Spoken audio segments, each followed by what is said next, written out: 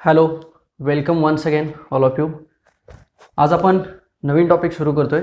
टॉपिकचं नाव आहे magnetic fields due to electric current. Okay, so before going to start the exact point of this particular topic, first of all we will see what is mean by magnetic field, what is mean by electric current. Already we have seen the definition of electric current. आपल्याला माहिती आहे की electric current म्हणजे काय? Rate of flow of charge with respect to time. एखाद्या metallic वायरमधनं जर charge flow होत असेल किंवा आपण त्याला इलेक्ट्रिक करंट फ्लो होतो असं म्हणतो. मग जर त्या वायरमधनं जर इलेक्ट्रिक करंट फ्लो होत असेल तर त्या वायरच्या भोवती around this particular wire the magnetic field is generated. त्या वायरच्या भोवती काय तयार होतं तर मॅग्नेटिक फील्ड तयार होत. ओके, सो फील्ड म्हणजे काय? सो त्या लाईन्स आहेत, लाईन्स ऑफ फोर्स आहेत, बरोबर. मॅग्नेटिक लाईन्स ऑफ फोर्स आहेत, ते आपल्याला दिसत नाहीत, व्हिज्युअलाइज होत नाहीत, बट त्या तिथं अवेलेबल असतात.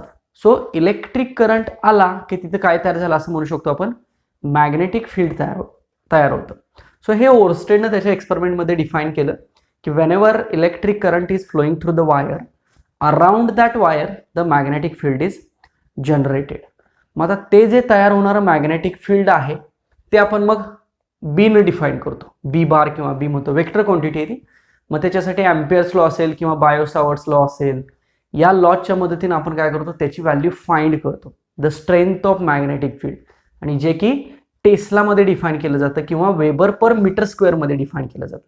कारण मॅग्नेटिक फील्ड हे थोडक्यात मॅग्नेटिक फ्लक्सवरती डिपेंड आहे, ॲज वेल ॲज तिथं जो असलेला एरिया आहे त्याच्यावरती डिपेंड आहे. म्हणजे फ्लक्स अपॉन एरिया म्हटलं की आपल्याला काय मिळतं, मॅग्नेटिक फील्ड मिळतं.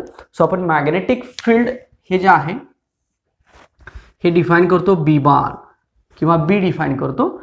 सो बीची डेफिनेशन ही जनरल काय लिहितो आपण, फाय अपॉन ए. फाय म्हणजे काय, मॅग्नेटिक फ्लक्स, जे की वेबरमध्ये असतं, आणि एरिया कशामध्ये असेल, मीटर स्क्वेअरमध्ये असेल, किंवा हे जे युनिट आहे ते टेस्ला असंही सांगितलं जातं, कॅपिटल टी म्हणतो आपण त्याला.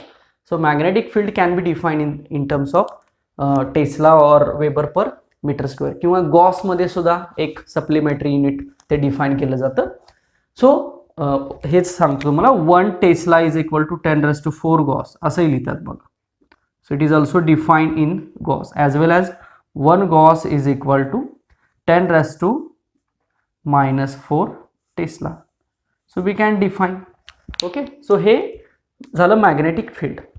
आता हे मॅग्नेटिक फील्ड ठीक आहे, आपण बायो-सावर्ट्स लॉ सुद्धा या टॉपिकमध्ये आहे, अँपियर्स लॉ सुद्धा आहे, ते पुढे बघणारच आहे की तो कसा फाइंड करायचा असतो किंवा ते मॅग्नेटिक फील्ड कसं फाइंड करायचं असतं. आता बघूया की मॅग्नेटिक फील्ड तयार होतं हे समजलं आपल्याला इलेक्ट्रिक करंटमुळं. मग त्या मॅग्नेटिक फील्डची डायरेक्शन कशी असेल हे पुन्हा याच्यामध्ये महत्त्वाचं. मग त्याच्यासाठी राईट हँड थंब रूल वापरला जातो बघा. ठीक आहे, म्हणजे फॉर एक्झाम्पल हा जर कंडक्टर असेल, या कंडक्टरमधनं करंट फ्लो होतोय समजा खालून वरती. सो आणि मी जर हा राईट हँडमध्ये जर असा कन्सिडर केला, ओके, तर मला काय दिसते बघा, the conductor is placed in my right hand. Okay, so whatever the direction of thumb which is the direction of current. म्हणजे आपला इनपुट काय आहे, करंट आहे ना, आणि आउटपुट मॅग्नेटिक फील्ड आहे. कारण करंट दिल्यामुळं मॅग्नेटिक फील्ड तयार होते असं पण म्हणतो. So electric current is in upward direction. So आता बघा, ही जी दुमडलेली बोटं आहे, that is curled fingers. Okay, my thumb is stretched in upward direction, that thumb represents the direction of current. So whatever the curled fingers are there, so those curled fingers defines the direction of magnetic field. बघा या केसमध्ये कसं लक्षात येते, हा एक conductor मी हातामध्ये घेतलेला आहे आणि या कंडक्टरमधून असा खालून वरती करंट चाललेला आहे. हा जर करंट असा असेल तर अशी डायरेक्शन असणार आहे. ओके, लाईक दिस. पण आता ही केस आपण अशी म्हणतोय ना, सो करंटची डायरेक्शन जर वरती असेल तर ही जी दुमडलेली बोटं आहेत, ही जी कर्ड फिंगर्स आहेत, ही काय डिफाईन करतात तर डायरेक्शन ऑफ मॅग्नेटिक फील्ड. हे जर मग आपण डायग्रामच्या फॉर्ममध्ये जर सांगायचं झालं तर सपोज हा तो कंडक्टर आहे आणि याच्यामधनं करंट पास होतोय. So this is the direction of thumb, we can say that, and these are suppose like this. These are the curved fingers. Okay, so these curved fingers represents the direction of B bar. This is the direction of current. Now आता बघा, जर बी बारची direction ही अशी असेल like दिस, म्हणजे जर मी वरून बघितलं तर मला ते अँटी क्लॉकवाईज बघायला मिळेल, बरोबर का? So this is the relation between the direction of electric current and the direction of magnetic field. लक्षात येते का बघा? सो ही राईट हँड जो रूल आहे किंवा राईट हँड थंब रूल म्हणतो आपण याला, राईट हँड थंब रूलच्या मदतीने आपण काय डिफाईन करतोय, तर जे काही तिथं तयार झालेलं मॅग्नेटिक फील्ड आहे, ओरस्टेड काय सांगतो की मॅग्नेटिक फील्ड तयार झालं, मग त्याची डायरेक्शन ही या रूलनं डिफाईन केली जाते. ओके, सो हे रिलेशन थोडंसं झालं मॅग्नेटिक फील्ड आणि इलेक्ट्रिक करंट मधलं. आता याच्याच बरोबर हेनरी असेल, फॅराडेज असेल, या सगळ्यांनी सुद्धा, एम्पियर्स असेल, या सगळ्यांनी सुद्धा याच्यावरती पुन्हा काम केलं आणि रिलेशनशिप सांगितली की मॅग्नेटिक फील्ड आणि इलेक्ट्रिक फील्ड मधली. So there is absolutely relationship between magnetic field and electric field. आता आपण म्हणू शकतो बघा, इलेक्ट्रिक करंटमुळे काय तयार झालं, मॅग्नेटिक फील्ड तयार झालं. So there is a relationship between electric field and magnetic field. आणि याच रिलेशनशिपचा वापर करून पुन्हा मॅक्सवेलनं काय केलं, तर इलेक्ट्रोमॅग्नेटिक थेरी डिफाईन केली, ज्याचा की उपयोग कम्युनिकेशनमध्ये जास्त प्रमाणात यूज केला जातो. कारण कम्युनिकेशनमध्ये ज्या काही वेव्ज वापरल्या जातात, इलेक्ट्रोमॅग्नेटिक वेव्ज, रेडिओ वेव्ज म्हणतो आपण त्यांना, those are the electromagnetic waves. Okay, those waves are required or used for the communication so far. So मॅक्सवेलनं हे डिफाईन केलं की इलेक्ट्रिक फील्ड आणि मॅग्नेटिक फील्डमध्ये रिलेशन ॲब्सोल्युटली आहे आणि त्याच्यावरून त्यानं इलेक्ट्रोमॅग्नेटिक थेरी डिफाईन केली. त्यामुळे आपल्याला इलेक्ट्रिक फील्ड आणि मॅग्नेटिक फील्ड या दोन्हींचा व्यवस्थित अभ्यास करणं जास्त गरजेचं आहे. थोडंसं जर तुम्ही बुकमध्ये बघितलं किंवा ही जर थेरी अभ्यास करायचा प्रयत्न केला तर तुम्हाला ती समहाऊ डिफिकल्ट वाटेल असं मला वाटतं. 10th सुद्धा यातला बराचसा पार्ट कव्हर झालेला असतो, 11th सुद्धा यातला काहीसा पार्ट घेतलेला असतो मॅग्नेटिझमचा. पण 12th आल्यानंतर as per the CET point of view किंवा JEE NEET point of view basic concept ज्या आहेत त्या इन डिटेल समजणं आवश्यक आहे.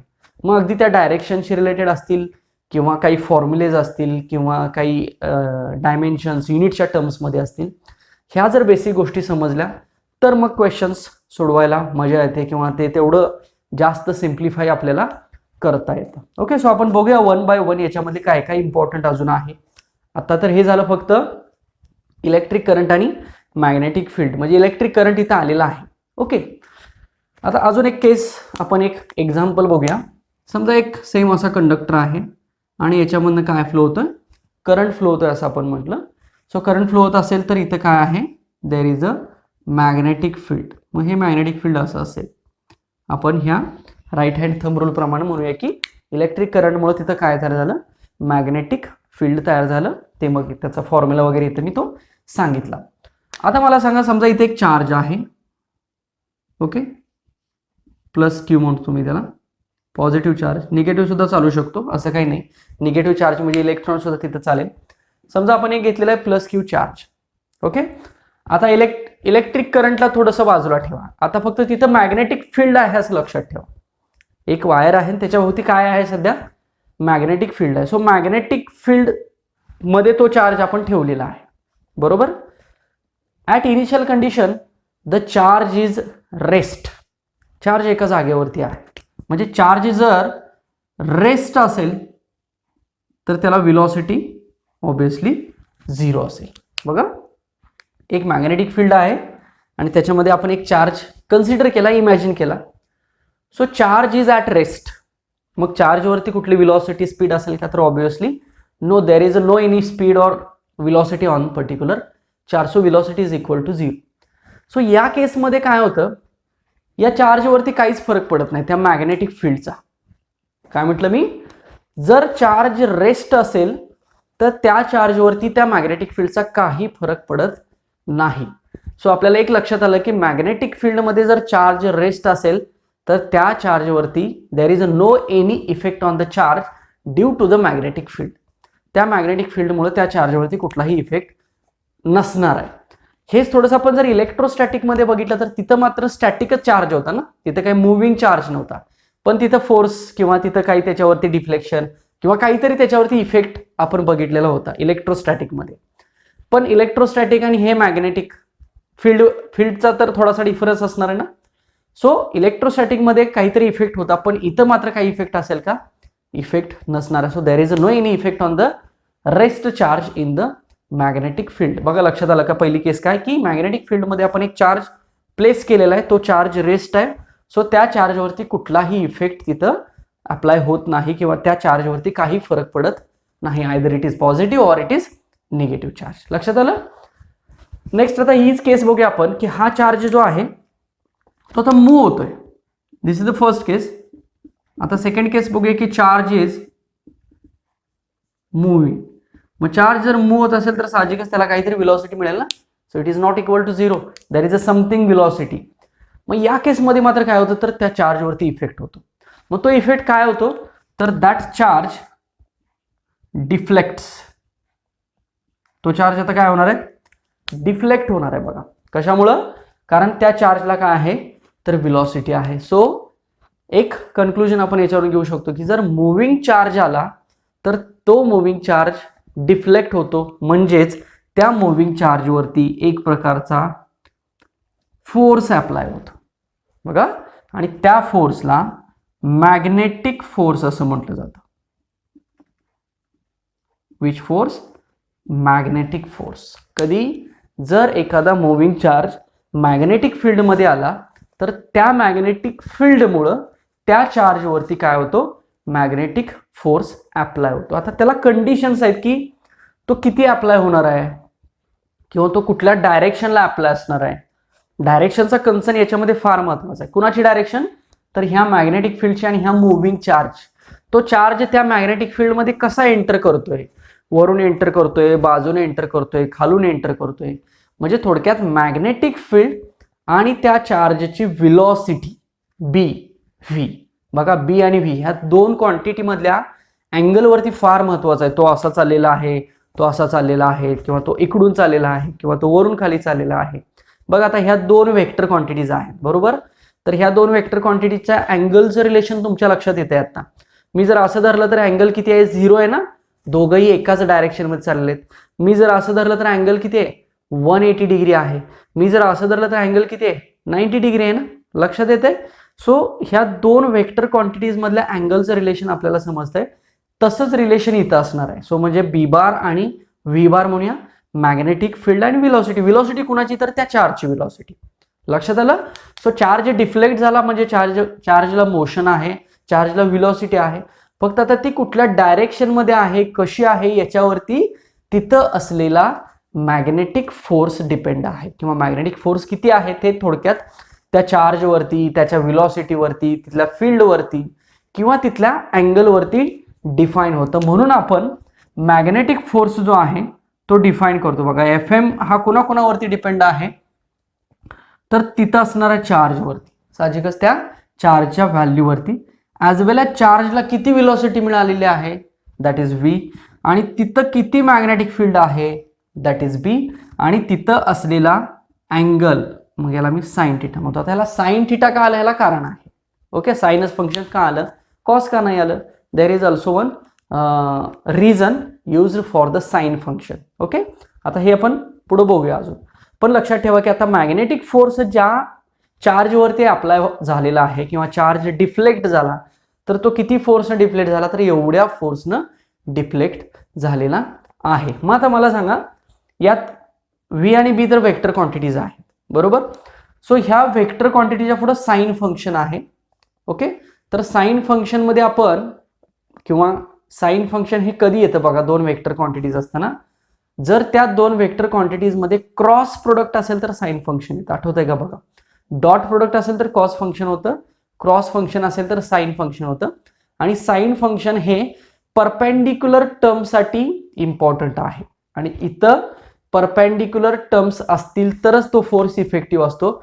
म्हणून इथं फंक्शन कुठलं आलेलं आहे साइन फंक्शन आलेलं आहे. ओके, सो हाच फॉर्म्युला मी असा लिहितो बघा. आता हा एक जनरल लिहिला, मॅग्निट्यूडच्या फॉर्म मध्ये लिहिला मी हा. ओके, हाच फॉर्म्युला मी वेक्टरच्या फॉर्म मध्ये लिहितो. So F M bar is equal to q बाहेर घेतो मी आणि ब्रॅकेटमध्ये व्ही बार क्रॉस बी बार. आता मी साइन थिटा लिहित नाही. मग साइन थिटा लिहित नाही याचा अर्थ काय, साइन थिटाची व्हॅल्यू किती झाली 1 झाली. सो थिटा किती झाला 90 डिग्री झाला. म्हणजे आपल्याला जे काही आन्सर असेल इफेक्टिव्ह आन्सर ते कधी असेल तर व्ही बार आणि व्ही बार मधला अँगल हा ऍब्सोल्युटली किती असेल 90 डिग्री असेल. कमी असू शकतो तेव्हा मात्र साइन फंक्शन इथं वापरावं लागेल. पण जर 90 डिग्री असेल ऑब्विसली एक्झॅक्टली तर आपल्याला रिलेशन साइन थिटाचं 1 करता येईल. So Q into V bar cross B बार असं लिहिता येईल. सो हा झाला मॅग्नेटिक फोर्स. लक्षात येतोय का बघा, आपण मॅग्नेटिक फील्डमध्ये एक मुव्हिंग चार्ज नेलेला आहे आणि त्या मुव्हिंग चार्जवरती किती फोर्स अप्लाय झाला तर क्यू व्ही बी इंटू साइन थिटा किंवा Q into bracket V bar cross B बार. हा झाला मॅग्नेटिक फोर्स. असाच इलेक्ट्रिक फोर्स पण असतो. आता तो इन डिटेल काय आपल्याला शिकायची गरज नाही, पण फक्त एक डिफाईन बघूया आपण कसा डिफाईन केला जातो. तर एफ ई बार म्हणतो मी त्याला. ओके, मग जसा इथं क्यू इंटू बी आहे तसा इथं क्यू इंटू ई म्हटलं जातं किंवा ई बार म्हटलं जातं. इलेक्ट्रिक फील्डवरती डिपेंड आहे ना. सो ही इलेक्ट्रिक किंवा इलेक्ट्रिक फोर्स म्हटलं जातं याला. मग हा झाला मॅग्नेटिक आणि हा झाला इलेक्ट्रिक फोर्स. मग दोन्ही फोर्सेस जर अवेलेबल असतील म्हणजे इलेक्ट्रोमॅग्नेटिक फोर्स तर मात्र काय होणार आहे, दोघांची बेरीज होणार आहे. So total F is equal to किंवा F bar is equal to F M bar plus F E bar. This is nothing but the total force, electromagnetic force म्हणायचं. बघा याच्यामध्ये इलेक्ट्रिक पण घेतलेलं आहे आपण आणि मॅग्नेटिक पण घेतलेलं आहे. पण आपल्याला जास्त कॉन्सन्ट्रेट कशावरती करायचं आहे तर मॅग्नेटिक फोर्सवरती करायचं आहे. बरोबर, इलेक्ट्रिक फोर्सचं काही जास्त इम्पॉर्टन्स किंवा जास्त इन डिटेल आपल्याला याचं काही बघायचं नाहीये. हे इलेक्ट्रोस्टॅटिक मध्ये जास्त इम्पॉर्टंट आहे. सो याच्यामध्ये आपल्याला याच्यावरती कॉन्सन्ट्रेट करायचं. That is F M is equal to q into bracket V bar cross B bar. लक्षात आलं. आता फोर्स समजला किंवा फोर्सची डेफिनेशन आपल्याला समजली. F is equal to Q V B sine theta. मी पुन्हा लिहितो बघा definition. F M is equal to किंवा magnitude of F M bar म्हणत चालेल किंवा फक्त एफ एम म्हणत तरी चालेल, Q V B sine theta. This is the definition of the magnetic force. म्हणजे मॅग्नेटिक फील्डमध्ये जर मुव्हिंग चार्ज आला तर त्याच्यावरती फोर्स अप्लाय होणार आहे, त्याच्यावर डिफ्लेक्शन होणार आहे आणि तो फोर्स किती असेल तर एवढा असेल, Q V B sine theta. Formula लक्षात आला का, कसं आलं बघा. आता याचं रिलेशन बघूया आपण. हा फोर्स कधी ऍक्टिव्ह असेल आणि कधी झिरो असेल किंवा कधी अवेलेबल असेल आणि कधी झिरो असेल असं म्हणूया. लक्षात आलं. सो यातली एखादी जरी टर्म झिरो झाली तर ऑब्विसली फोर्सची व्हॅल्यू काय होणार आहे, झिरो होणार आहे. बरोबर. मग आपण म्हणूया if there is a no charge, no charge, charges available नाहीये म्हणजे न्यूट्रल केस ना. Okay, if there is a no charge that is Q is equal to zero. मग क्यू ची व्हॅल्यू झिरो झाली तर obviously F is equal to काय, zero. So total magnetic force कसा असणार आहे, झिरो असणार आहे. कधी, when the value of charge is equal to zero. It means there is a no any charge that is neutral condition म्हणूया आपण. Neutron जर असेल तर म्हटलं तरी चालेल. सो न्यूट्रॉनवरती चार्ज अवेलेबल नाहीये, न्यूट्रॉनला चार्ज नसतो. सो न्यूट्रॉनला डिफ्लेक्शन होणार का, ऑब्विसली नाही होणार. किंवा न्यूट्रॉनवरती फोर्स ऍक्ट होणार का, तर कुठलाही फोर्स ऍक्ट होणार नाही. So this is the first condition. हेच आपण बघा सेकंड कंडिशन काय सांगू शकतो. If magnetic field is zero, तिथे मॅग्नेटिक फील्डच नाहीये, there is a no any magnetic field. आणि चार्ज आपण भले चार्ज मुव्हिंग असू देत पण मॅग्नेटिक फील्ड आहे का, नाहीये. So there is a no any magnetic field. So we can say that B is equal to 0, then the force is equal to 0. Now third case we can write about velocity. If velocity is equal to 0, it means charge is at rest. Charge जर rest असेल तर त्याच्यावरती velocity किती झाली, 0 झाली. आणि if velocity is 0, then we can say that Fm is also 0. आणि last केस काय असेल मला सांगा. मला हा साइन थिटा 0 करायचा आहे. सो थिटा किती असायला हवा, 0 डिग्री और 180 डिग्री. कारण आपल्याला माहिती आहे की साइन 0 किंवा साइन 180 किती असतं, 0 असतं. मग जर व्ही बार, आता साइन थिटा हा कोणामधला आहे तर व्ही बार आणि बी बार मधला अँगल आहे. There is a theta is angle between V bar आणि बी बार. सो व्ही बार आणि बी बार मध्ये व्हेलॉसिटी आणि मॅग्नेटिक फील्ड मध्ये जर अँगल 0 असेल किंवा 180 असेल, म्हणजे फॉर एक्झाम्पल समजा हे मॅग्नेटिक फील्ड आहे आणि ही त्या चार्जची व्हेलॉसिटी आहे. याच्यामध्ये अँगल किती झाला, 180 डिग्री झाला. किंवा बी बार असा आहे ॲज वेल एज व्ही बार असा आहे. सो अँगल किती झाला, 0 डिग्री झाला. सो या केसमध्ये जर असं असेल तर साइन 0 किंवा साइन 180 0 असणार आहे. सो टोटल आन्सर काय मिळेल? 0 मिळेल. सो जर अशा 4 केसेस अवेलेबल असतील तर magnetic force is absolutely 0 or Fm is equal to 0, we can say that. लक्षात आलं का बघा? So this is the case of magnetic force. It means charge नसेल, चार्ज रेस्ट असेल किंवा विलॉसिटी नसेल किंवा बी नसेल किंवा डायरेक्शन जर पॅरलल किंवा अँटी पॅरलल असेल, ह्याला पॅरलल म्हणतो ना आपण 0 डिग्री म्हणजे, वेक्टर आठवतंय का बघा, अँटी पॅरलल म्हणजे 180 डिग्री. सो अशा केसेसमध्ये कुठलाही मॅग्नेटिक फोर्स तिथं अवेलेबल असणार नाही. लक्षात आलं? म्हणून चार्ज फोर्स हा कोणाकोणावरती डिपेंड आहे? तर चार्जवरती, व्हिलॉसिटीवरती, मॅग्नेटिक फील्डवरती आणि तिथं असणाऱ्या व्हिलॉसिटी आणि मॅग्नेटिक फील्डमधल्या अँगलवरती काय डिपेंड आहे? तर चार्ज मॅग्नेटिक फोर्स डिपेंड आहे. आणि हा मॅग्नेटिक फोर्स आपल्याला इथं इंट्रोडक्शनमध्ये ह्या टॉपिकमध्ये सुरुवातीला व्यवस्थित बघायचा आहे. त्याची डेफिनेशन तर समजली. आता त्याची डायरेक्शन बघायची आपल्याला की ती डायरेक्शन कशी असते. इथं आपल्याला मॅग्नेटिक फील्डची डायरेक्शन समजली राईट हँड थंब रूल प्रमाणे, like this. If the current is in this direction then this is the direction of magnetic field. पण आपल्याला इथं कशाची डायरेक्शन फाइंड करायची आहे? तर मॅग्नेटिक फोर्सची डायरेक्शन फाइंड करायची आहे. म्हणजे आपल्याला थिटा जो आहे तो ऑब्विसली 90 डिग्री घ्यावा लागेल तरच आपल्याला डायरेक्शन मिळेल ना, कारण साइन फंक्शन आणि साइन फंक्शन हे 90 साठी ऍक्टिव्ह असणार आहे. लक्षात आलं? So there is a angle between force there is angle between b bar and v bar must be 90 degree, then there is a force, तरच इथे डिफ्लेक्शन होणार आहे. सो आपण आता डायरेक्शनचा अभ्यास करूया. हे आपल्याला समजलं, मॅग्नेट्यूड व्हॅल्यूचं समजलं की मॅग्नेटिक फोर्स किती असतो आणि त्याची मॅग्नेट्यूड व्हॅल्यू कुणाकुणावरती डिपेंड आहे ते आपण इथं बघितलं. आता बघूया आपण डायरेक्शन, कारण मॅग्नेटिक फोर्सची डायरेक्शन ही सुद्धा इम्पॉर्टंट कन्सेप्ट म्हटलं जातं. सो मॅग्नेटिक फोर्सची डायरेक्शन जी आहे ती वेगवेगळ्या पद्धतीनं फाइंड आउट केली जाते. त्यातला एखाद दुसरा वे ऑलरेडी आपण बघितलेला आहे. नसेल बघितला तरी सुद्धा आपण रिवाइज करूया तो. सगळ्यात पहिल्यांदा आपण बघूया वेक्टर क्वांटिटीकडे जाऊया थोडंसं. वेक्टर आठवतात का बघा? 11th मध्ये 11वी मध्ये vector, scalar and vector topic असायचा, बरोबर का? Mathematical methods. सो त्याच्यामध्ये वेक्टरचा जर आपण स्टडी केला तर वेक्टरच्या स्टडीमध्ये आपल्याला असं लक्षात येत होतं की क्रॉस प्रोडक्ट होता, डॉट प्रोडक्ट होता. इथं आपण आता क्रॉस प्रोडक्ट बघूया. त्याच्यामध्ये क्रॉस प्रोडक्टमध्ये तुम्ही स्क्रू रूल तुम्ही शिकलाय का बघा, स्क्रू. ओके, तर आपण आता पॉइंट काय बघतोय? डायरेक्शन ऑफ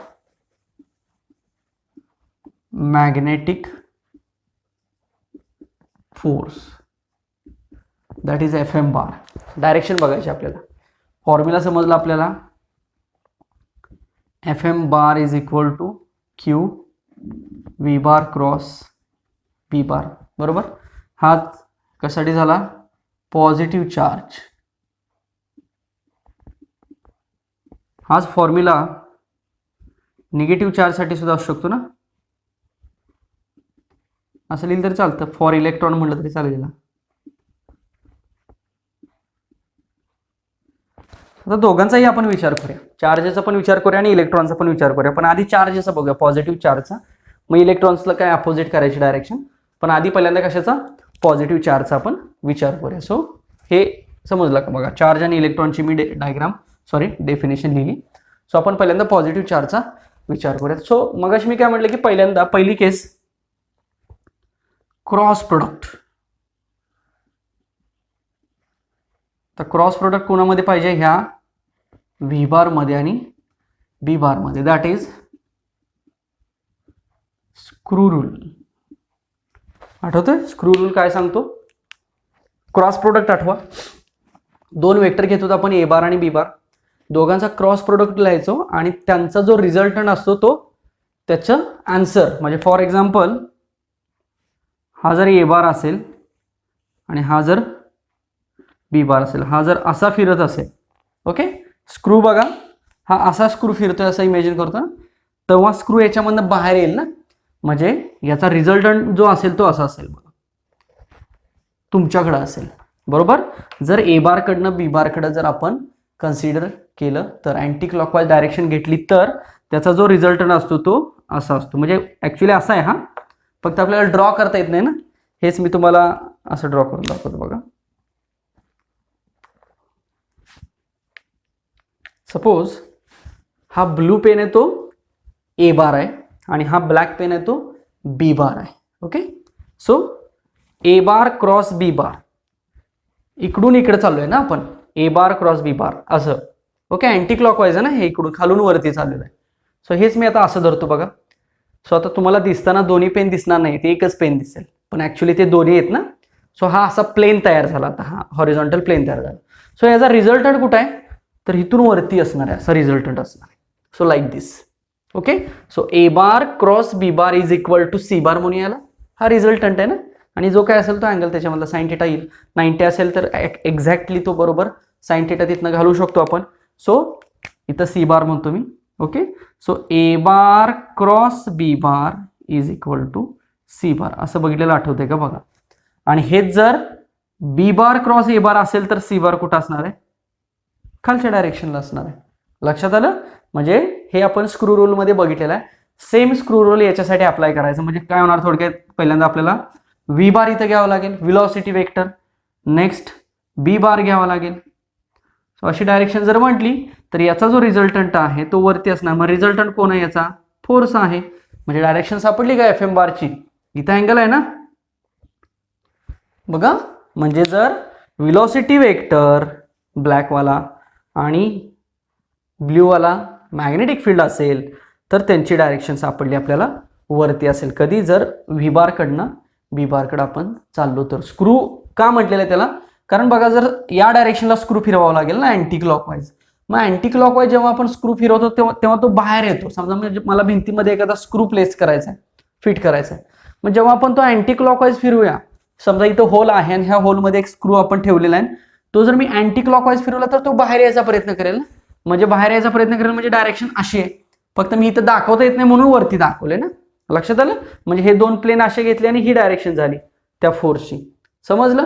आणि हे जर मग अपोजिट असेल तर डायरेक्शन खाली असणार आहे, एफ एम बारची डाऊनवर्ड डायरेक्शनला असणार आहे. लक्षात आलं. सो स्क्रू रूलच्या मदतीनं किंवा क्रॉस प्रोडक्टच्या मदतीनं मॅग्नेटिक फोर्सची डायरेक्शन इथं फाइंड केली जाते. So this is about the direction of magnetic force. कारण आपण पॉईंट काय शिकतोय तर direction of the magnetic force. So ही झाली पहिली मेथड. ह्या पहिल्या मेथडमध्ये आपण काय केलं, स्क्रू रूलच्या मदतीनं मॅग्नेटिक फोर्सची डायरेक्शन फाइंड केली. ओके, समजलं इथपर्यंत. नेक्स्ट दुसरा रूल बघा, लेफ्ट हँड रूल म्हणतो मी, फ्लेमिंग्स लेफ्ट हँड रूल. आठवतंय का बघा, left hand rule. So this is my left hand. Okay, so left हँडमध्ये आपण काय करतो, ही जी पहिली 3 बोटं आहेत that is finger, 4 finger and middle finger. आठवतंय. सो ही 3 बोटं आपण स्ट्रेच करायची, परपेंडिक्युलर करायची म्युच्युअली एकमेकांना. So consider the 3 fingers that is thumb, 4 finger and middle finger. Consider mutually perpendicular to each other. Okay, so याच्यामध्ये हे लक्षात आधी ठेवूया. काय करायचं बघा, force, magnetic field, electric current, हे तर तुम्हाला लक्षात ठेवावंच लागेल आधी. बरोबर. मी जर हे असं डिफाईन केलं तर वरची डायरेक्शन आहे ती फोर्सची आहे, इकडची डायरेक्शन आहे ती मॅग्नेटिक फील्डची आहे आणि बाहेरची डायरेक्शन आहे ती करंटची. म्हणजे ही अशी. बरोबर, ही अशी, ही अशी. सो हे लक्षात आलं. आता याच्यामध्ये बघा, इनपुट कोण आणि आउटपुट कोण शोधायचं. ओके, तर ऑब्विसली आपण टॉपिकचं नाव काय म्हटलं की इलेक्ट्रिक करंट असल्यामुळे तिथे मॅग्नेटिक फोर्स आहे किंवा मॅग्नेटिक फील्ड आहे. म्हणजे साहजिकच इनपुट हा असेल तर आउटपुट हा असेल. बरोबर. पण आपण असं म्हणूया की हे दोघं जण पण आहेत तिथं, इलेक्ट्रिक करंट पण आहे आणि मॅग्नेटिक फील्ड पण आहे. सो इलेक्ट्रिक करंट आणि मॅग्नेटिक फील्ड थोडक्यात इनपुट झाले आणि हे दोघं असल्यामुळे कोण असणार आहे तिथं, तर फोर्स असणार आहे या डायरेक्शनला, वरच्या डायरेक्शनला. म्हणजे हा आउटपुट झाला. सिंपल. अजून एक म्हणू शकतो आपण, आता मगाशी मी म्हटलं की इलेक्ट्रिक करंटमुळे मॅग्नेटिक फील्ड तयार झालं, ठीक आहे. पण आपण त्या मॅग्नेटिक फील्डमध्ये पुन्हा चार्ज प्लेस केल्यामुळे त्या चार्जवरती फोर्स ऍक्ट झालेला आहे. मग त्या चार्जची मोशन इम्पॉर्टंट होती ना. सो मोशनची डायरेक्शन ही अनालॉगस कोणाला असणार आहे, तर करंटला असणार आहे. याला म्हणतो मी मोशन ऑफ चार्ज. बघा, सो तिसरं जे बोट आपलं आहे मिडल फिंगर, याला आपण मोशन ऑफ चार्ज किंवा जो आपला व्ही बार म्हटलं होतं ना, हा व्ही बार म्हणू शकतो. लक्षात आलं? म्हणजे हा झाला व्ही बार, हा झाला बी बार. तर फोर्सची डायरेक्शन कुठं असणार आहे, तर वरच्या डायरेक्शनला असणार आहे. बघा व्ही बार आणि बी बार मध्ये 90 डिग्री रिलेशन झालं ना. सो फोर्स कुठल्या डायरेक्शनला असेल, वरच्या डायरेक्शनला असेल.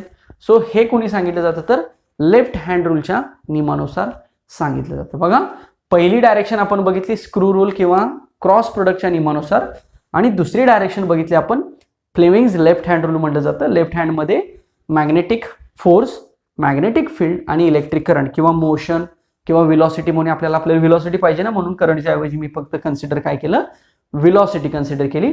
म्हणजे जर चार्जची व्हेलॉसिटी या डायरेक्शनला असेल, मॅग्नेटिक फील्ड या डायरेक्शनला असेल, तर फोर्स ऑब्विसली वरच्या डायरेक्शनला असेल. लक्षात आलं? हेच तुम्ही कसंही फिरवून बघा. उदाहरणार्थ असं बघूया आपण, असं बघूया लाईक दिस.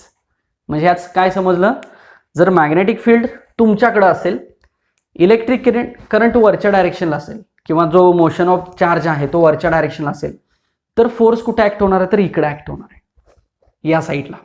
लक्षात येते का? बघा.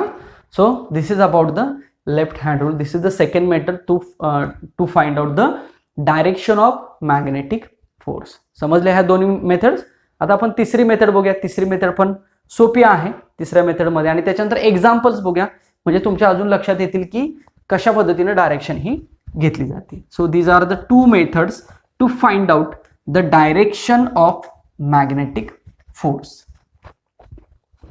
चला तिसरी मेथड बघा. तिसरी मेथड आहे right hand palm rule. Okay, उजवा हात घ्यायचा, राईट हँड पाम रूल. हा पाम आहे ना, this place is nothing but the palm. So मी समजा आता हा हात असा कन्सिडर केलेला आहे. सो मला याच्यामध्ये 3 क्वांटिटी शोधायच्या आहेत. कुठल्या कुठल्या? मॅग्नेटिक फील्ड, व्हेलॉसिटीची डायरेक्शन चार्जच्या, आणि फोर्सची डायरेक्शन शोधायची. तर काय करायचं बघा, तर ही जी 4 बोटं आहेत ही कुठल्या डायरेक्शनला आहेत, वरच्या डायरेक्शनला आहेत. हा थंब आहे तो कुठल्या डायरेक्शनला आहे, या डायरेक्शनला आहे. आणि हा पाम आहे तो कुठल्या डायरेक्शनला आहे, तुमच्या डायरेक्शनला आहे. बघा ही 4 बोट आहेत म्हणजे मॅग्नेटिक फील्ड म्हणूया. अंगठा म्हणजे व्हेलॉसिटी किंवा मोशन ऑफ द चार्ज म्हणूया. मग आता राहिला कोण, पाम राहिला ना. मग पाम कुठे आहे, तुमच्याकडे ऍक्ट होतोय ना, आउटवर्ड ऍक्ट होतोय ना. सो पाम जर तुमच्याकडे ऍक्ट होत असेल तर तिसरा वेक्टर झाला ना तो. मग ही तिन्ही वेक्टर एकमेकांना कसे झाले, म्युच्युअल परपेंडिक्युलर झाले. सो ह्या केसमध्ये आपण अप्लाय करू शकतो, हे आपल्याला समजलं, लीगल केस आहे. ओके. मग पाम मध्ये काय झालं की मी असा हा माझा उजवा हात कन्सिडर केला. ठीक आहे, मी जर माझा इकडून हात कन्सिडर केला असा, तर बघा वरची डायरेक्शन झाली मोशन, ही डायरेक्शन झाली मॅग्नेटिक फील्ड. मग ही तुमच्याकडे जी डायरेक्शन असणार आहे ती कशाची डायरेक्शन असेल, तर मॅग्नेटिक फोर्सची डायरेक्शन असणार आहे. लक्षात आलं का? मग आता हे दाखवताना असंही दाखवलं तरी चालेल किंवा मग अशी मी म्हटलं ते असंही दाखवलं तरी चालेल. लक्षात येते? तुम्ही कुठलं इमॅजिन करताय त्याच्यावरती डिपेंड आहे. मी जर असं दाखवलं तर काय होणार आहे बघा, ही बोटं आहेत म्हणजे बी बार इकडे झाला, हा अंगठा आहे, सो हा व्हेलॉसिटी वेक्टर झाला. सो पाम आता आतल्या साईडला असेल ना, बरोबर, आतल्या साईडला असेल म्हणजे आपण म्हणूया की मॅग्नेटिक फोर्स. लक्षात येते का बघा? आणि हे जर मी असं ड्रॉ केलं तर हा अंगठा झाला, ही आपली 4 बोटं झाली लाईक दिस. सो हा असेल व्ही बार, पुन्हा हा असेल बी बार. तर हा पाम, आता ही बोटं इथं अशी आहेत आपण म्हणजे लक्षात येईल की हा हात असा आहे आणि हा जो हात होता तो असा आहे. लक्षात येते का? सो आपण दोन्ही केस बघूया. सो या केसमध्ये आतल्या साईडला फोर्स होता. आता ह्या केसमध्ये पाम कुठल्या साईडला आहे, तुमच्याकडे आहे, बाहेरच्या साईडला आहे. सो फोर्स कुठं असेल तर बाहेरच्या साईडला असेल, FM बार म्हणतो त्याला आपण. So this is the method to find out the direction of magnetic field. बघा लक्षात आलं का? हा पाम झाला, हा लेफ्ट हँड रूल झाला. ह्या दोघांच्या मदतीने सगळ्यात सोपा मला हा वाटतो. हा सुद्धा सोपा आहे पण हा सगळ्यात सोपा वाटतो की सिंपल पाम कुठल्या डायरेक्शनला जाते बघायचं आणि त्या डायरेक्शनला मॅग्नेटिक फोर्सची डायरेक्शन असं कन्सिडर करायचं. बघूया एक्झाम्पल.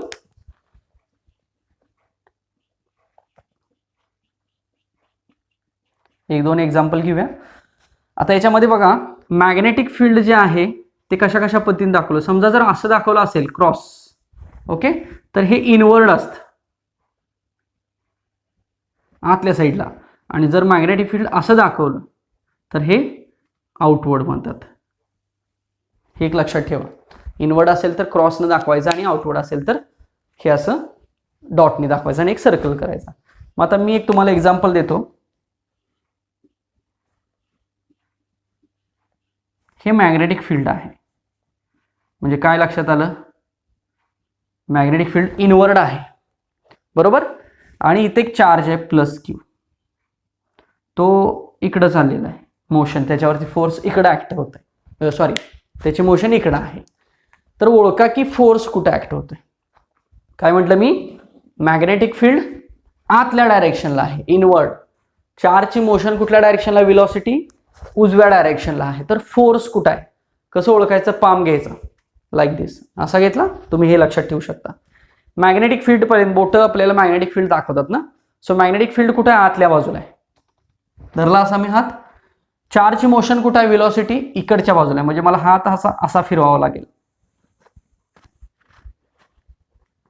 बघा मॅग्नेटिक फील्ड आतल्या साईडला, हा जो अंगठा आहे तो म्हणजे चार्ज मोशन या साईडला. मग आता मला पाम सांगा कुठं आला, पाम वरती आला ना असं. मग पाम जर वरती आला तर वरती म्हणजेच काय, तर फोर्सची डायरेक्शन. लक्षात आलं का बघा. सो मॅग्नेटिक फील्डची डायरेक्शन, चार्जची डायरेक्शन मिळाली की आपल्याला बघा दोन डायरेक्शन मिळाव्याच लागतात पहिल्यांदा, तर आपल्याला काय होतं, तिसरी डायरेक्शन फाइंड करता येते. लक्षात येते का बघा. किंवा आता ह्या केसनं फाइंड करून बघूया. मॅग्नेटिक फील्ड आतल्या साईडला आहे, हे मॅग्नेटिक फील्ड आहे बरोबर, हा चार्ज आहे. सो मॅग्नेटिक फील्ड आतल्या साईडला आहे, चार्ज या साईडला आहे. सो फोर्स कुठं असेल, वरती असेल. सो फाइंड होत आहे यानं सुद्धा आणि यानं सुद्धा बघितलं तरी एक्झाम्पल हे फाइंड होतं. अजून एखादं एक्झाम्पल घेऊया. समजा मी आउटवर्ड दाखवतो मॅग्नेटिक फील्ड, हे मॅग्नेटिक फील्ड आहे आउटवर्ड, म्हणजे तुमच्याकडे आहे आता हे, आणि समजा चार्ज इकडे चाललेला आहे plus Q charge, so velocity झाली बघा. सो मॅग्नेटिक फील्ड तुमच्याकडे आहे, चार्ज मात्र इकडे आहे, सो मला हात असा धरावा लागेल. ओके बघा. सो या केसमध्ये सुद्धा फोर्स कुठं असणार आहे, वरतीच असणार आहे. दोन्ही फोर्सची डायरेक्शन सेम का आली बघा, चार्ज पण अपोजिट केला आणि मॅग्नेटिक फील्ड पण अपोजिट केला आपण, सो फोर्स सेम राहिला ना. लक्षात आलं. So we can find the direction of charge or we can find the direction of motion of charge very easily by palm method. हा जो palm रूल आहे ना, किंवा लेफ्ट हँड रूल म्हटलं तरी चालेल, ह्या रूलनं आपल्याला हे फाइंड करता येते. ह्याच्यामध्ये काय शंका असेल तर डेफिनेटली विचारा, एकदम सोपं आहे. काही कन्फ्युजन होत असेल तरी सुद्धा ते कन्फ्युजन मी क्लिअर करेन. सो काही क्वेश्चन्स असतील तर डेफिनेटली याच्यातले विचारा. अजून एक गोष्ट, आपण हा पॉझिटिव्ह चार्ज घेतलेला आहे बरोबर. हा जर आपण निगेटिव्ह चार्ज म्हटलं, इलेक्ट्रॉन जर कन्सिडर केला तर फक्त चेंज काय करायचा, मेथड आपली आहे तीच ठेवायची. पाम मेथड, स्क्रू असेल किंवा लेफ्ट हँड असेल, या मेथडने आधी आपल्या फोर्सची डायरेक्शन फाइंड करून घ्यायची आणि ती डायरेक्शन रिव्हर्स करायची. म्हणजे या केसमध्ये जर हा निगेटिव्ह चार्ज असेल तर आलेला आन्सर रिव्हर्स करायचं, म्हणजे फोर्स कुठं असणार आहे, खाली असणार आहे. या केसमध्ये चार्ज जर निगेटिव्ह असेल तर आलेला आन्सर फोर्स आहे ते कुठं असणार आहे, खाली असणार. सो एक लक्षात ठेवा, आपण जे काय आत्ता बघितले रूल हे सगळे पॉझिटिव्ह चार्ज साठी बघितलेले आहेत. हे जर तुम्हाला निगेटिव्ह चार्ज जर एखादा क्वेश्चन आला किंवा एखादा जर समोर आलं तर आपल्या पद्धतीनेच आन्सर काढायचं, फक्त जो फोर्स आहे तो अपोजिट करायचा simply. So this will be happen और this will be apply for the negative charge. लक्षात आलं. आय होप की तुम्हाला हे समजलं असेल. मॅग्नेटिक फोर्स बेसिक आणि व्हेरी इम्पॉर्टंट कन्सेप्ट इंट्रोडक्शन मध्ये, आणि त्याची डायरेक्शन कशी फाइंड करायची हे महत्त्वाचं आहे. आपण डेफिनेशन किती बघितली, FM is equal to QVB sine theta, किंवा F इज इक्वल टू म्हणू शकतो आपण फक्त QVB. चालेल का. सो याच्यावर बी किती येणार, force upon charge into velocity. हे सुद्धा लिहू शकतो ना, बुकमध्ये एक अशी डेफिनेशन दिलेली आहे, ती सांगतो पटदिशी. सोपी आहे ही. आता बाकी याचं एसआय युनिट, डायमेन्शन, ह्या सगळ्या गोष्टी सोप्या आहेत, समजतात का बघा. So B is equal to force upon Q into velocity. हा झाला फॉर्म्युला. एसआय युनिट सांगा म्हटलं तर काय, न्यूटन. कुलोम, चार्जचं काय कुलोम, आणि विलॉसिटीचं काय metre per second. So Newton second पर किलोमीटर ना. याचं डायमेन्शन लिहा म्हटलं तर काय करणार तुम्ही, फोर्सचं डायमेन्शन लिहिणार, अपॉन चार्जचं डायमेन्शन लिहिणार, अपॉन विलॉसिटीचं डायमेन्शन लिहिणार. बघा हे इन डिटेल एक्सप्लेन करायची गरज आहे का, ऑलरेडी डायमेन्शन झाले ना. फोर्सचं length 1, mass 1, time -2. चार्जचं current 1, time 1, आणि विलॉसिटीचं लेंथ 1 आणि टाइम -1. सो हे सगळं ऍडजस्ट करून तुम्ही डेफिनेटली मॅग्निट्यूड काढू शकता. आपण याच्यावरच एक क्वेश्चन बघूया, म्हणजे डायमेन्शन्स कसे काढायचे हे लक्षात येईल. एसआय युनिट आणि डायमेन्शन समजलं का कुणाचं, तर मॅग्नेटिक फील्डचं. So this is about the magnetic field किंवा मॅग्नेटिक फोर्स और डायरेक्शन ऑफ मॅग्नेटिक फील्ड और डायरेक्शन ऑफ मॅग्नेटिक फोर्स. आणि ही डायरेक्शन आपण 3 मेथडनी बघितली. पहिली मेथड म्हणजे क्रॉस प्रोडक्ट, ज्याला की आपण स्क्रू रूल असं म्हटलं. दुसरी मेथड म्हणजे Fleming's left hand rule. Okay. आणि तिसरी मेथड म्हणजे राईट हँड पाम रूल. त्याच्यामधनं आपल्याला डायरेक्शन मिळाली मॅग्नेटिक फोर्सची. ओके. आणि एक बुकमध्ये एक एक्झाम्पल दिलेलं आहे, ते एक्झाम्पल बघूया. समजा एक कंडक्टर आहे ज्याच्यामधनं करंट पास होते आणि त्याच्या बाजूला एक कंडक्टर आहे. ओके. सो इथं काय तयार होणार आहे, मॅग्नेटिक फील्ड तयार होणार आहे या कंडक्टरमुळं याच्यामध्ये. ओके. मग आता याचीच केस, हा पहिला कंडक्टर, हा दुसरा कंडक्टर, हे सेम आहे तसं कन्सिडर करू. इथं करंट आहे, मॅग्नेटिक फील्ड कुठल्या साईडला असेल, आतल्या साईडला असेल ना. हे असं दाखवूया किंवा असं म्हणलं तरी चालेल बघा, आतल्या साईडला आहे ते. ओके. आता मला सांगा, इथं आपल्याला बी बार मिळाला. आता व्ही बार पाहिजे, व्ही बार, लक्ष द्या व्यवस्थित. तो व्ही बार आपल्याला शोधायचा कुठं आहे, तर करंट या डायरेक्शनला आहे, कन्व्हेन्शनल करंट आहे हा. इलेक्ट्रॉनची मोशन ही कन्व्हेन्शनल करंटच्या कुठं असते, अपोजिट असते. मग जर इलेक्ट्रॉन कन्व्हेन्शनल करंट इकडे असेल तर इलेक्ट्रॉनची मोशन या साईडला असेल, खालच्या साईडला. म्हणजे थोडक्यात ही मोशन कुणाची झाली, व्ही बारची झाली. बघा लक्षात येते का. सो बी बार आतल्या साईडला आहे आणि व्ही बार खालच्या साईडला आहे. झाले, बी बार मिळाले, व्ही बार मिळाले, दोघं जर मिळाले. तिसरा फोर्स काढू शकता तुम्ही, सिंपल. सांगा, पाम रूल वापरूया. सो बी बार आतल्या साईडला आहे पण व्ही बार खाली आहे.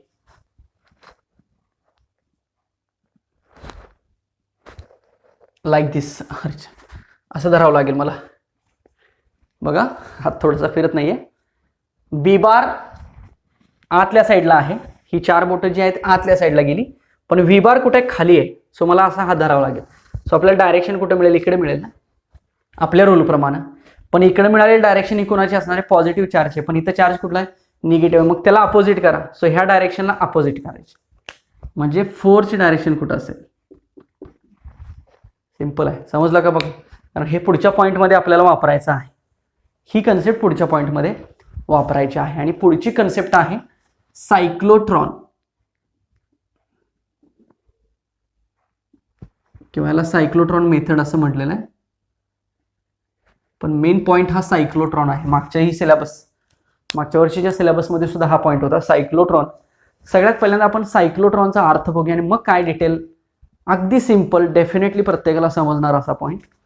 सायक्लोन म्हणजे माहिती आहे आपल्याला, चक्रीवादळ म्हणतो आपण सायक्लोन. मग इथं सायक्लोट्रॉन म्हणलेलं आहे, म्हणजे हे त्याच्याशी रिलेटेड, स्पायरल शेपशी रिलेटेड असणार आहे, म्हणून त्याचं नाव सायक्लोन आहे. आणि हा ट्रॉन जो आलेला आहे तो मग काही प्रोटॉन असेल किंवा इलेक्ट्रॉनसाठी असेल. ओके. चार्ज पार्टिकलसाठी तो पुढचा ट्रॉन आलेला आहे. सो दोघांचं मिळून नाव सायक्लोट्रॉन तयार झालं. हा एक काय आहे, तर हाय एनर्जेटिक ॲक्सेलरेटर आहे. म्हणजे एखादा चार्ज पार्टिकल असेल तर त्याला हाय एनर्जी द्यायची असेल, हाय व्हिलॉसिटी द्यायची असेल, त्याला ॲक्सेलरेट करायचं आहे, त्याच्यासाठी हा सायक्लोट्रॉन वापरला जातो. एक सिंपल आणि बेसिक एक्झाम्पल बघा, गोफन असते, गोफन. ओके. आपण गोफणीमध्ये दगड घेतो छोटासा आणि ती गोफन अशी जोरात फिरवतो. ऍक्च्युली ते स्पायरल नाहीये, पण आपण सर्क्युलर मोशन देतो ना त्या गोफनला, आणि जोरात फिरवतो आणि एकदम गोफन सोडतो. मग तो दगड काय होतो, त्या गोफणीतनं निघून जातो. सो तेव्हा त्या दगडाची व्हेलॉसिटी कशी असते, डेफिनेटली हाय व्हेलॉसिटी असते. म्हणजे आपल्याला दगड असा हातानं पण मारता येतोय, पण आपण हातानं न मारता गोफणीचा वापर का करतोय, सर्क्युलर मोशनचा वापर का करतोय, कारण त्या दगडाला जास्तीत जास्त व्हेलॉसिटी मिळावी आणि तो फास्ट जावा किंवा जास्त लांबपर्यंत जावा म्हणून. लक्षात येते एक प्रॅक्टिकल एक्झाम्पल. तसंच काहीतरी ह्या सायक्लोट्रॉनमध्ये असतं. चार्ज पार्टिकल असतो त्याला ऍक्सिलरेट केलं जातं, जास्त व्हेलॉसिटी दिली जाते सर्क्युलर मोशनमध्ये आणि एकदम तो बाहेर टाकला जातो. मग जेव्हा तो बाहेर पडतो तेव्हा त्याची व्हेलॉसिटी ट्रिमेंडस व्हेरी हाय व्हेलॉसिटीनं तो काय होतो, बाहेर पडतो. लक्षात आलं. इलेक्ट्रॉन व्होल्टमध्ये त्याची कायनेटिक एनर्जी असते. सो एकदम जास्तीत जास्त कायनेटिक एनर्जीनं मेगा ईव्ही असेल किंवा गिगा ईव्ही असेल, मेगा म्हणजे 10⁶, गिगा म्हणजे 10⁹, एवढ्या हाय व्हेलॉसिटीनं तो बाहेर पडतो. सो हे कोणामुळे पॉसिबल आहे तर सायक्लोट्रॉनमुळे पॉसिबल आहे. आणि याच्यामध्ये मॅग्नेटिक पण आणि इलेक्ट्रिक पण ह्या दोघांचा पण वापर केला जातो. काय म्हटलं मी, मॅग्नेटिक पण आणि इलेक्ट्रिक पण ह्या दोघांचा वापर केला जातो. मॅग्नेटिकचा आणि इलेक्ट्रिकचा वापर करून त्या पार्टिकलला हाय व्हेलॉसिटी दिली जाते आणि तो पार्टिकल बाहेर टाकला जातो आणि तो टार्गेटवरती मग हिट केला जाईल. सो न्यूक्लिअर एक्सपेरिमेंट्समध्ये याचा उपयोग जास्तीत जास्त होतो. हे झालं समजलं आपल्याला सायक्लोट्रॉन म्हणजे काय. आता ह्याचं बघूया आपण थेरॉटिकल नक्की कसे कसे रिलेशन्स आहेत. तर सर्क्युलर मोशनचं पार्ट मी म्हटलं तुम्हाला, असं आपण कन्सिडर करूया. इथं मॅग्नेटिक फील्ड आहे जे की आतल्या साईडला आहे, म्हणजे ही केस आहे बघा, म्हटलं मी. ओके, इथं तो चार्ज पार्टिकल आहे सपोज. ओके, तर आता हा चार्ज पार्टिकल या व्हेलॉसिटीनं रोटेट होतोय असं आपण कन्सिडर करूया. लक्षात आलं. पण आता हा इथं पॉझिटिव्ह चार्ज पार्टिकल, मगाशी तर निगेटिव्ह होतं ना. सो निगेटिव्हला इथं फोर्स ऍक्ट होत होता म्हटलं, पॉझिटिव्हला पण सेम असाच फोर्स ऍक्ट होईल ना. सो फोर्स आपण या डायरेक्शनला किंवा इथं म्हणू शकतो आपण हा FM बार. लक्षात आलं. हा झाला B बार, हा झाला V बार आणि हा झाला FM बार. चला पामच्या डायरेक्शन बघूया. B बार इकडं आहे. ओके, V बार वरती आहे. B बार आत आहे ना बघा, V बार वरती. मगाशी V बार खाली होता ना, पण निगेटिव्ह चार्ज होता म्हणून डायरेक्शन इकडे होती. आता B बार इकडं आहे, व्हेलॉसिटी वरती आहे. सो पाम माझा इकडं आला ना, सो झालं हे FM. फक्त हा पॉझिटिव्ह पार्टिकल असणार आहे, लक्षात ठेवा, पॉझिटिव्ह चार्ज पार्टिकल असणार आहे. सो हा झाला फोर्स. मग आता ही सर्क्युलर मोशन दिसते ह्या पार्टिकलची, सर्क्युलर मोशन. आणि आपल्याला माहिती आहे की सर्क्युलर मोशन मध्ये पार्टिकल जर रोटेट होत असेल तर त्याच्यावरती सेंट्रिपिटल फोर्स ऍक्ट होतो, इथं FCP म्हणतो आपण त्याला.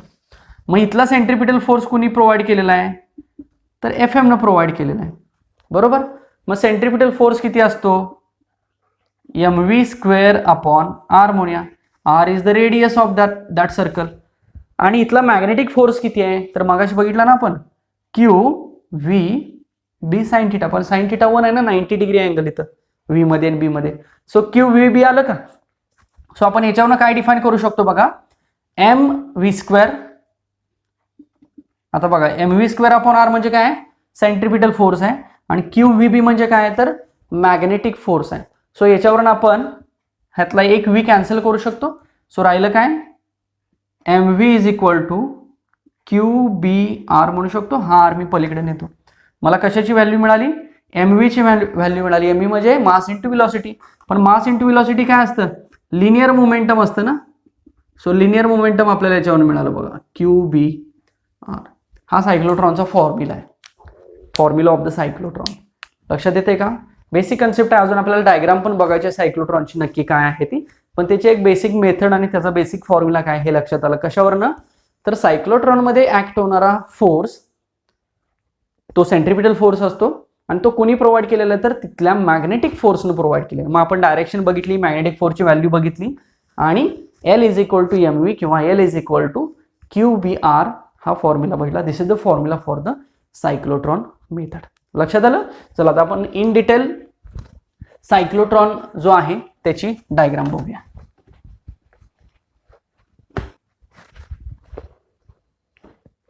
ओके, सो सायक्लोट्रॉन एक्झॅक्टली कसं असतं बघा.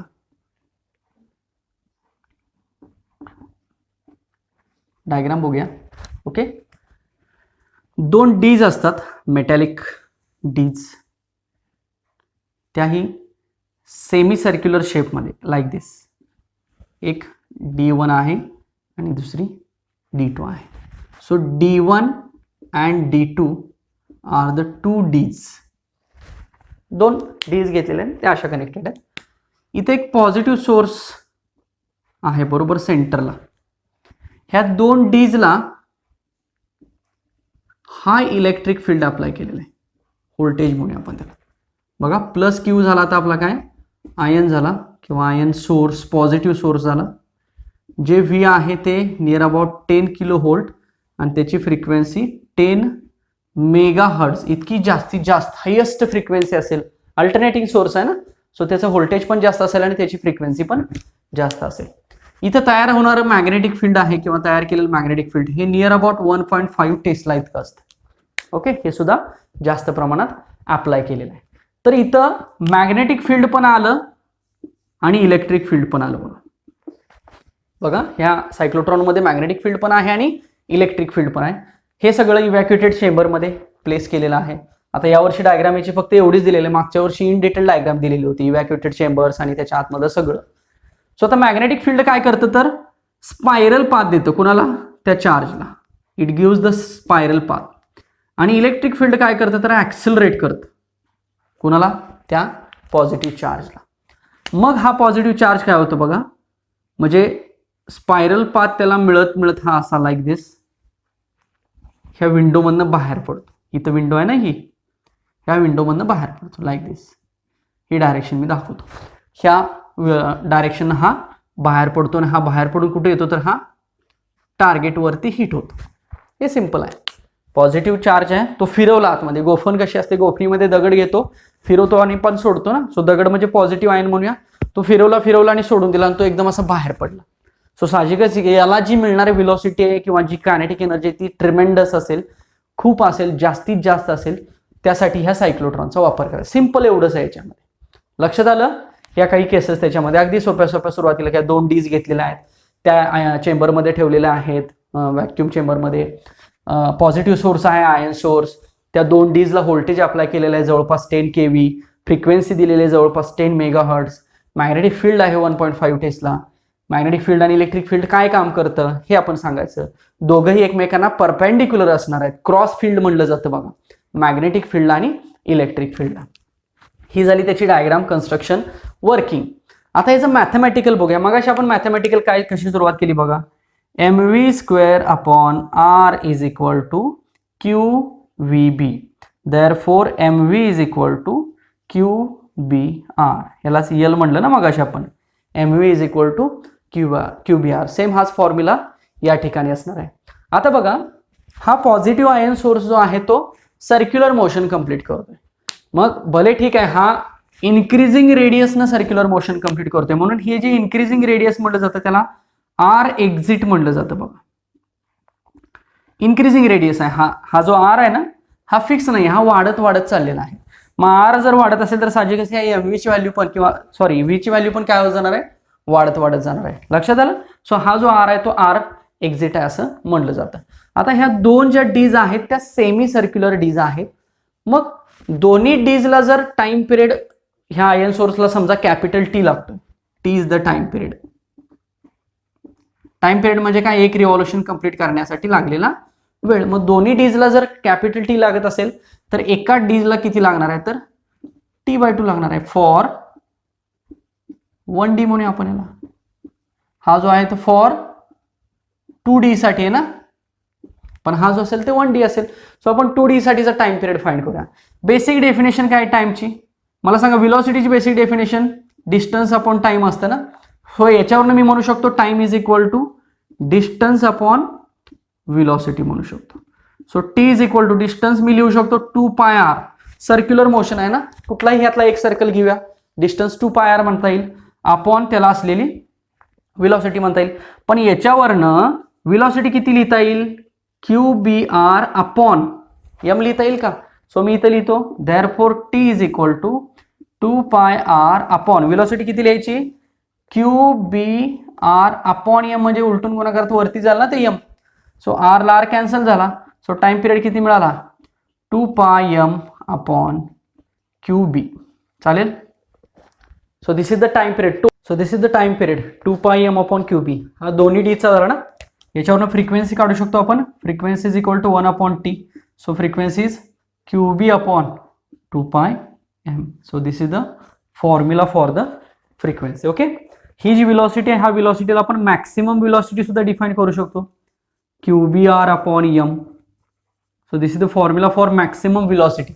आणि मॅक्सिमम व्हेलॉसिटी वरनं कायनेटिक एनर्जी काढता येते. सो कायनेटिक एनर्जी मॅक्सिमम लिहितो मी 1/2 mv². सो v म्हणजेच कोण, v max square. So which is equal to 1/2 m. v max किती आहे, QBR upon m. So q² b² r² upon m². एक m cancel होईल. So 1/2 q² b² r² upon m. This is nothing but the maximum kinetic energy.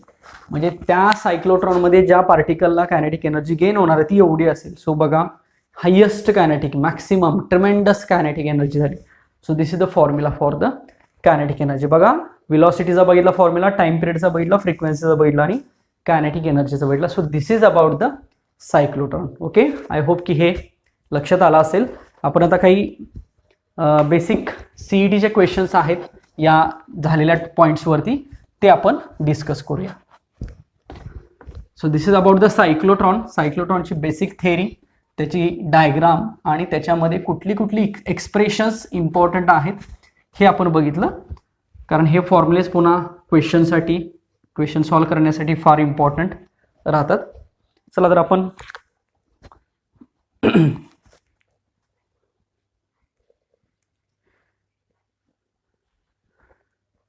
Okay, first question.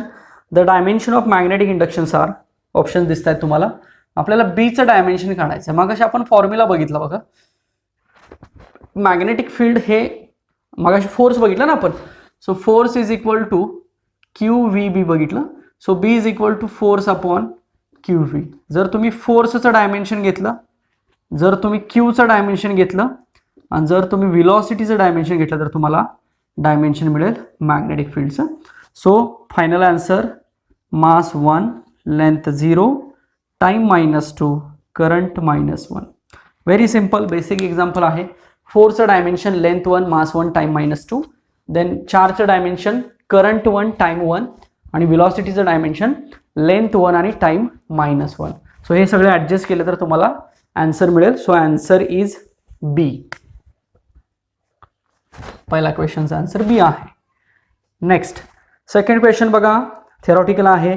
Direction of force acting on a current carrying conductor L bar in an external magnetic field B bar is. Obviously direction कशी असते, perpendicular असते. So perpendicular L बार आणि बी बारची direction कशी असेल, फोर्सची direction कशी असेल, एल बारला आणि बी बारला परपेंडिक्युलर असेल. सो सेकंड क्वेश्चनचं सुद्धा आन्सर आहे, ए आन्सर आहे perpendicular to L bar and B bar. Next, no force act on. तिसरा बघूया. No force acts on a current carrying conductor in a magnetic field when angle between current and magnetic field is. Obviously angle किती पाहिजे, 0 किंवा 180 degree पाहिजे ना, तर तिथला force किती असतो, 0 असतो. कारण बघितलं force is equal to QVB sine theta. मागाशी पण मी तुम्हाला सांगितलेलं आहे, लक्षात आलं. So answer is A for question number 3. Next question बघूया, सायक्लोट्रॉनशी रिलेटेड बघूया. A cyclotron is use to accelerate. Options बघा, only positively charge particle. So D option आहे बघा, पॉझिटिव्ह चार्ज पार्टिकल फक्त ॲक्सेलरेट होतो ना सायक्लोट्रॉन मध्ये, मागाशी आपण बघितलेलं आहे. So this is theoretical question related to the cyclotron. Next, in cyclotron, for a given magnet, the radius of semicircle traced by positive ion is directly proportional to. Question बघा आणि त्याचे ऑप्शन्स बघा. तर मगाशी एक आपण फॉर्म्युला बघितला होता बघा, time period is equal to 2πr upon v बघितलं होतं. बट v किती मिळाला होता आपल्याला, v कसा काढला होता आपण, mv² upon r is equal to QVB. बरोबर का, v झाला होता cancel. So mv is equal to QBR. So v is equal to QBR upon m. So v ची जर व्हॅल्यू आपण इथं पुट केली तर आपल्याला velocity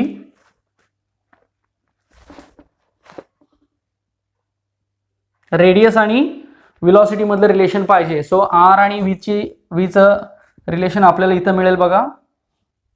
so velocity is equal to 2 pi R upon किंवा Q B R upon M is equal to 2 pi R upon T मिळेल. So we can say that, sorry काहीतरी मिस्टेक होते. So T is equal to 2 pi R upon V. पण velocity किती काढली होती मगाशी? Velocity कशी काढली होती? M V square upon R is equal to force Q V B. एक व्ही कॅन्सल झाला होता. So V is equal to Q B R upon M. सो या फॉर्म्युलेची काही गरज नाहीये. सो विलॉसिटी आणि रेडियस मध्ये जर आपण रिलेशन बघितलं तर आपल्याला ते डायरेक्टली प्रोपोर्शनल मिळते. सो ऑप्शन असेल सी. ओके. नेक्स्ट पुढचा क्वेश्चन सुद्धा सायक्लोट्रॉनशी रिलेटेड बघूया. The maximum velocity to which a proton can be accelerated in a cyclotron of 10 megahertz. Frequency दिलेली आहे आपल्याला. So frequency is equal to 10 megahertz. Okay. Then radius दिलेले आहे 50 सेंटीमीटर. आपण हे कन्वर्जन करूया. सो 10 इंटू 10⁻6 हर्ट्ज आणि हे 50 into 10⁻⁻2 metre. So we have to find the velocity. Velocity आपल्याला काढायची आहे. सो फॉर्म्युला आठवतोय बघा. Velocity is equal to distance upon time. So 2 pi R upon T किंवा velocity is equal to 2 pi R into F म्हणू शकतो ना, 1 upon T म्हणजे चालेल. सो रेडियस माहित आहे, फ्रिक्वेन्सी माहित आहे. हे आता कॅल्क्युलेशन्स तुम्ही स्वतः करू शकता. जर हे सगळे कॅल्क्युलेशन्स काढले तर आन्सर मिळेल 3.14 into 10⁻7 metre per second. That is D option मिळेल बघा या क्वेश्चनचा. ओके, समजताय. Next question number 7. An electron is moving in a circular path under the influence of transverse magnetic field. B दिलेला आहे 3.57 into 10⁻⁻2 टेस्ला.